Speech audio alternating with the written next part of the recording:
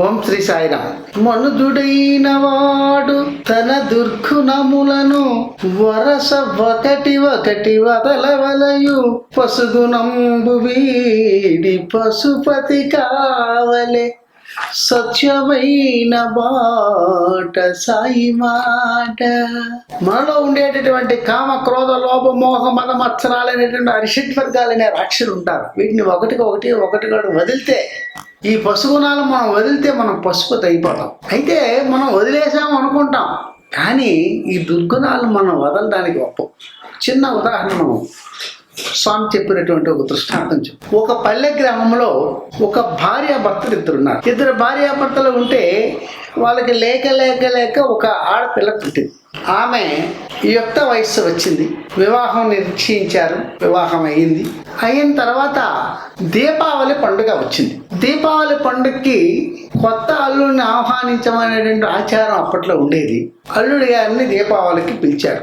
ముందు రోజు వచ్చాడు. చక్కనటువంటి మంచి పిండి వంటలతో భోజనాలు ఏర్పాటు చేశారు. అతని జన్మలో కూడా అటువంటి విందు భోజనాలు ఎప్పుడు తినలేదు. చాలా ఆనందించాడు. మరి దీపావళి అయిన తర్వాత మరుసటి రోజు వెళ్ళిపోవచ్చు కదా, వెళ్ళటం లేదు. వీళ్ళేమో పెద్ద ఐశ్వర్యవంతులు కాదు, మధ్య తరగతి వాళ్ళు. ఒక రోజు ఉన్నాడు, 2 రోజులు ఉన్నాడు, 3 రోజులు ఉన్నాడు, ఏదో సర్దుకుపోయి ఏర్పాట్లు చేశారు. ఇంకా కదలటం లేదు.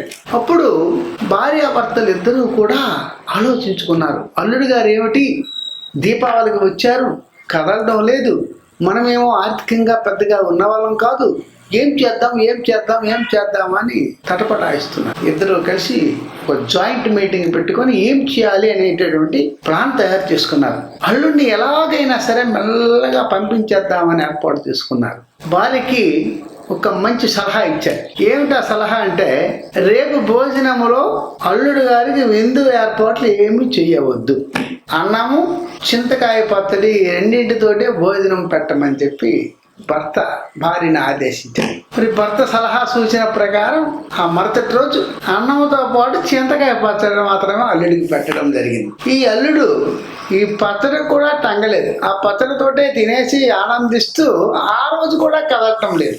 ఏమిటా బాబు, చింతకాయ పచ్చడి చేసినా వీడు వెళ్ళటం లేదు, ఏం చేద్దాం అని మళ్ళా రాత్రి ఆలోచించుకొని 1వ అస్త్రం ప్రయోగించాం, రేపు 2వ అస్త్రాన్ని ప్రయోగించాలని చెప్పి నిర్ణయించుకున్నారు. ఆ మరుసటి రోజు అల్లుడు గారిని అలాగా ఊరు బయటికి తీసుకువెళ్ళి కొన్ని హితబోధలు చేయాలని నిర్ణయించుకున్నాడు. అల్లుడు గారు, మీరు వచ్చి సుమారుగా 1 వారం రోజులు అయిపోయింది. మరి మీ ఇంటి వద్ద తల్లిదండ్రులు, మీ అన్నదమ్ములు, వాళ్ళ భార్యలు, అక్క చెల్లెళ్ళు, మీ భార్యలందరూ ఎంతో బెంగ పెట్టుకుంటారో మరి మీరు చూడండి, ఒక్కసారి ఆలోచించండి అని చెప్పి అల్లుడి గారికి హితబోధ చేశాడు మామగారు. మామయ్య గారు, మీరు చెప్పింది అక్షరాల నిజంగానే మా కుటుంబ సభ్యులందరూ కూడా నేను రాకపోతే వాళ్ళు ఎంతో బాధపడతారు. కనుక ఇప్పుడే వాళ్ళకి ఒక జాబ్, ఒక లెటర్ రాస్తాను. రోజుకి 4-5 వచ్చి నన్ను చూస్తూ వెళ్ళిపోండి అని చెప్పేసి రాస్తానని చెప్పేసరికి ఆ మాట వినేసరికి మామగారు గుండె మీద ఒక రాయి పడిపోయినట్లుగా ఉండిపోయారు. అదే ఇదేమిటిది, ఈయన ఒక్కడ పెంచడమే చాలా కష్టం అంటుంటే రోజుకి 4-5 వాళ్ళ ఊరు నుంచి తెప్పిస్తానంటున్నాడు అని చెప్పేసి మామగారికి బుర్ర పనిచేయలేదు. వెంటనే భార్యతో మళ్ళా సంప్రదింపులు చేశాడు. ఏమిటి అల్లుడి గారు దీనికి కూడా టంగటం లేదు, ఆ చుట్టాలందరినీ వాళ్ళ బంధువులందరినీ తెప్పిస్తానంటున్నాడు, ఏం చేద్దాం అని చెప్పి నిర్ణయం చూశారు. మరి లాభం లేదండి, మీ దగ్గర చివరిది బ్రహ్మాస్త్రం ఉందన్నారు కదా, అది ప్రయోగించండి అని చెప్పి అత్తగారు భర్తకి చెప్పడం జరిగింది. ఆ రాత్రి పడుకున్నాడు అల్లుడు. వాళ్ళ పెరట్లో ఒక పెద్ద బావి నుయ్యి ఉంది. ఆ నుయ్యికి చుట్టూ కాంపౌండ్ వాల్ ఉంది, గోడ ఉంది. ఆ గోడకి తెల్లటి సున్నం వేసి ఉంది. ఒక మసిబొగ్గు తీసుకొని వెళ్ళి ఆ తెల్లటి గోడ మీద ఇంటికే వచ్చిన అతిథులు 3 రాత్రుల కన్నా ఎక్కువ ఉండకూడదని పెద్ద తాటికాయ అంత అక్షరాలతో మామగారు ఆ గోడ మీద రాశారు. అల్లుడి గారు తెల్లవారి స్నానం చేయడానికి బావి దగ్గరికి వెళ్ళి చూసేసరికి గోడ మీద తాటికాయ అంత అక్షరాలతో ఉన్నాయి.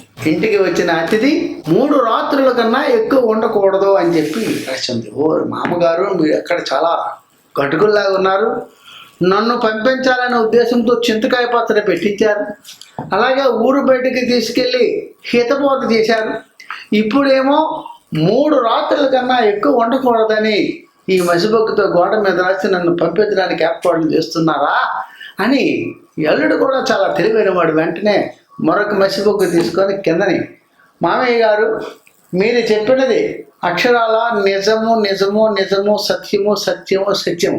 నేను 3 రాత్రుల కన్నా ఎక్కువ ఉండను. ఆ 3 రాత్రులు ఏమిటంటే సంక్రాంతి, శివరాత్రి, నవరాత్రి. దసరా అంటే జనవరికి వస్తాడు, సంక్రాంతికి శివరాత్రి ఉంటాడు, ఇంకా నవరాత్రి దసరా వరకే ఉండి వెళ్తాడు. అంటే సంవత్సరంలో 10 నెలలు కూడా ఇక్కడే ఉంటాడు. అంటే ఈ 3 రాత్రులు ఏమిటంటే మనలో ఉండేటటువంటి కామ క్రోధ లోపంచ దేహే తిష్టతి తస్కరాహ జ్ఞానరత్నాపహరేణ తస్మాత్ జాగ్రత్త జాగ్రత్త. ఈ దుర్గుణాలు అనేటువంటి కామ క్రోధ లోపాలనేవి కూడా దొంగల రూపంలో ఉంటున్నారు. వీటిని మనం జయించాలంటే నిరంతరము కూడా ఆల్వేస్ బీ కేర్ఫుల్, నిరంతరము కూడా సత్యము, ధర్మము, శాంతి, ప్రేమ, అహింస మార్గంలో ప్రయాణం చేస్తే ఈ దుర్గుణాలేవి కూడా మన అంటకంటా ఉంటాయి. కనుక మనం నిరంతరము కూడా ఆధ్యాత్మిక మార్గంలో ఉండవలసిందిగా కోరుకుంటున్నాం. ఓం శ్రీ సాయిరామ్.